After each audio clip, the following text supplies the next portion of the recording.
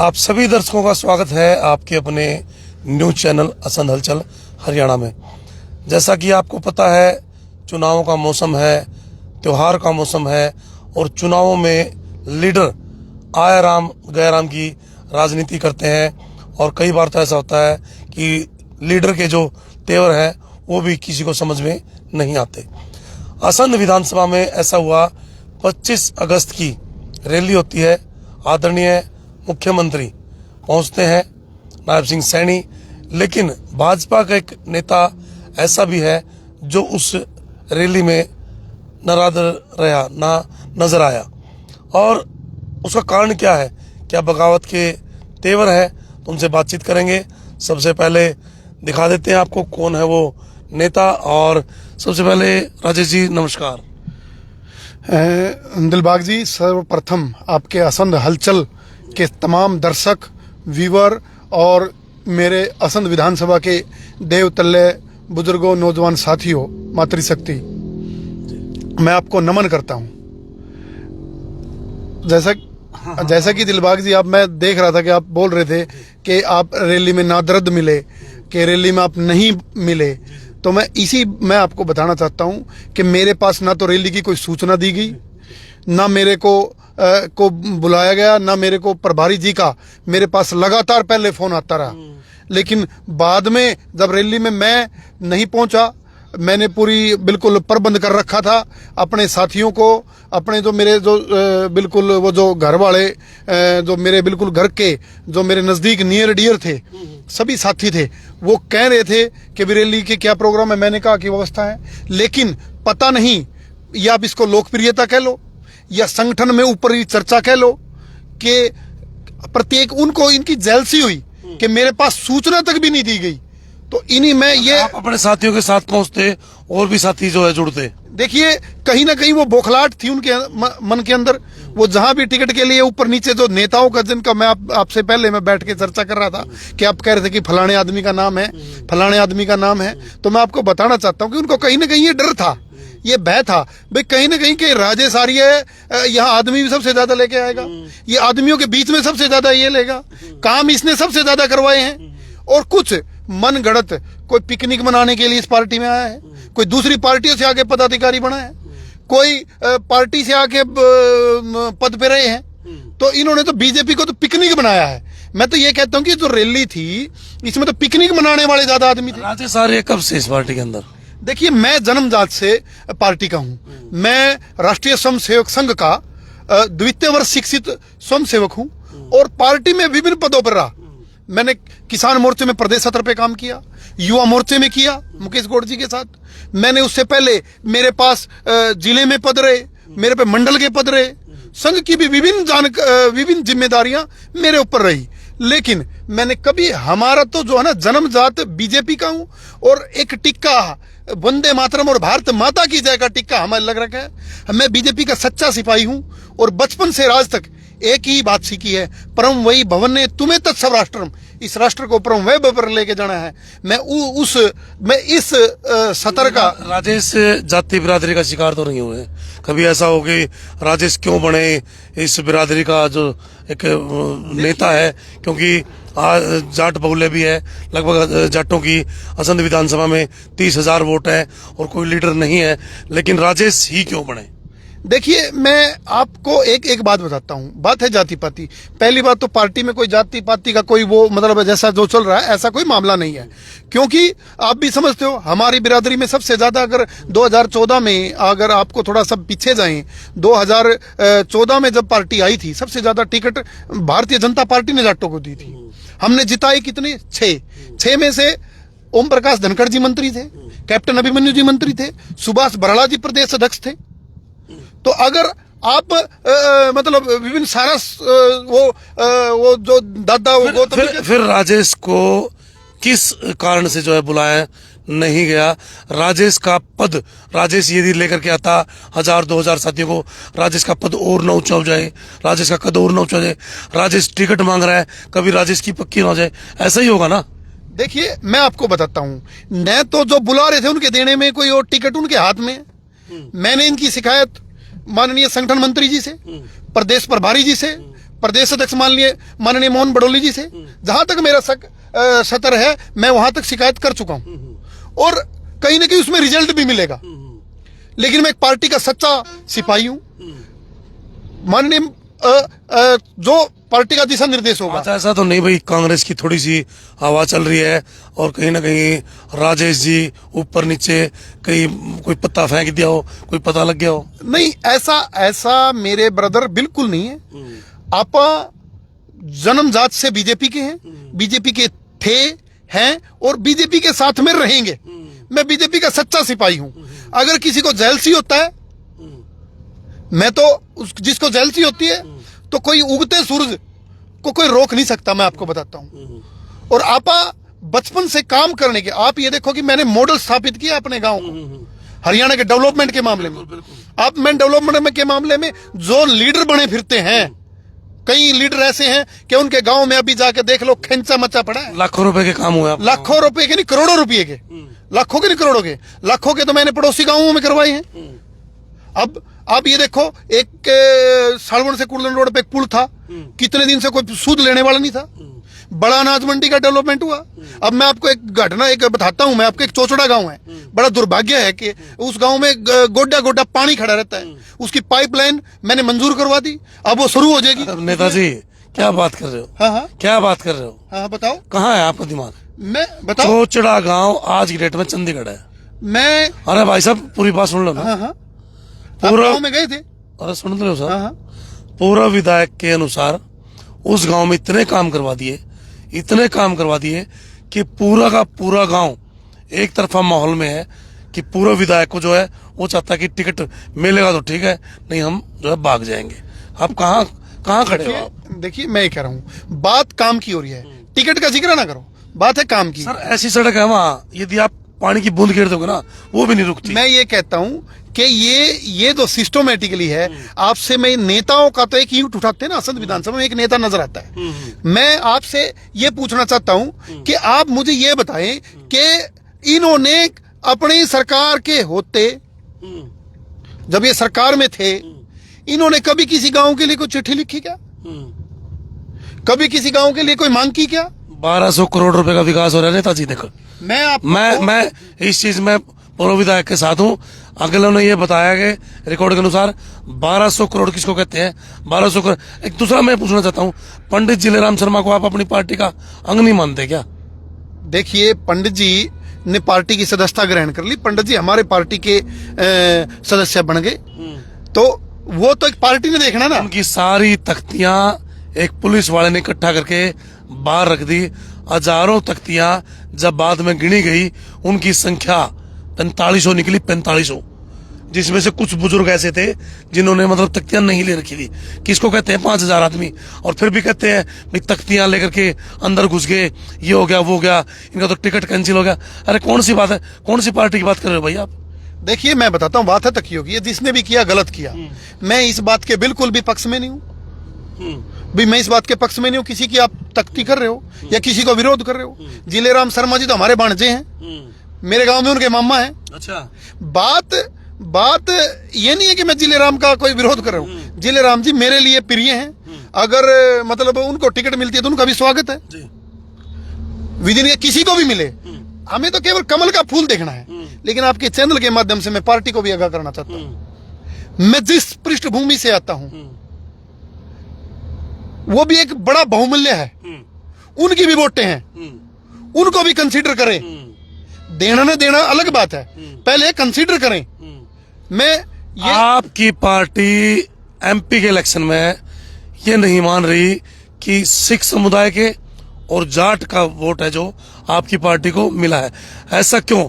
या तो आप लीडरों की कमी है, और कमी कहीं तो है, क्यों नहीं मानते वो लोग? देखिए मैं आपको बताना चाहता हूं, ये तो कोई अगर ना माने तो मूर्ख है। मूर्ख है कि जो कोई ये कहता नहीं भी जाटों ने वोट नहीं दी। अब आप एक बताओ, मैं अपने गांव से आता हूं, मेरे गांव से 1000 वोटें आई, बड़ा से 3000 के लगभग वोटें आई, जयसिंहपुर से भी आई होंगी, नरुखेड़ी से भी आई होंगी, जयसिंहपुर से भी आई। जयसिंहपुर से 945 वोट है जाटों की। अब आप एक बात बताइए, जिस गांव में नॉन जाट की वोट ही टोटल 600 बुकती हो तो 400 किसकी आई है? वो तो जाटों की आई है। तो आप किसी जाति पे, किसी पे कटाक्ष करना, ना पार्टी इस बात को मानती, ना पार्टी इस बात को मतलब उनकी वोट भी ना मानना है, उनको उनके लीडरों को भी ना पूछे, ये कौन सा है भाई? देखिए ये गलत कह रहे हैं आप। पार्टी लीडरों को पूछ क्यों नहीं रही? आपको क्यों नहीं बुलाया? ये उनकी व्यक्तिगत जेलसी है, पार्टी का दोष थोड़ा है, ये तो व्यक्तिगत दोष है। उनको ये कहीं ना कहीं ये लग रहा है कि भाई राजेश तो कल को मतलब ये मतलब भाई ये क्या नाम है अपना, कभी ऊपर नहीं चढ़ जाए। अब उनके कोई संगठन मंत्री फोन करता है लोकल, बे राजेश आर्य जी कौन है? प्रभारी प्रदेश का फोन करता है, ये राजेश आर्य जी कौन है? प्रदेश के तो केंद्रीय वो नेतृत्व वो उधर से फोन आते हैं, राजेश आर्य कौन है? उनको ये हजम नहीं हो रहा, ये हजम नहीं हो रहा कि ये उभरता हो सितारा, वे कल का लड़का बीमार राजेश आर्य ऊपर ना चले जाए। हाँ, तो ये उनकी व्यक्तिगत सोच हो सकती है, लेकिन मैं पार्टी का सच्चा सिपाही हूँ। पार्टी के साथ 24 घंटे, पार्टी के लिए 24/7 मैं काम करने वाला व्यक्ति हूँ। भाई देखिए, काफी चीजें हैं। आप लोग ये कहेंगे कि पत्रकार साहब जो है कुछ कमियां निकाल रहे हैं पार्टी में, ऐसा नहीं है। किसी भी समुदाय को आप पिछड़े में नहीं डाल सकते। आप नहीं कह सकते कि आपके वोट नहीं आए, क्योंकि सिख समुदाय को और जाट समुदाय के वोटों को एमपी इलेक्शनों में बहुत कम तरजीह दी गई। उनको ये कहा गया कि आप लोगों के वोट नहीं आए। उसका शिकार अब हुए राजेश जी, इनको नहीं बुलाया गया।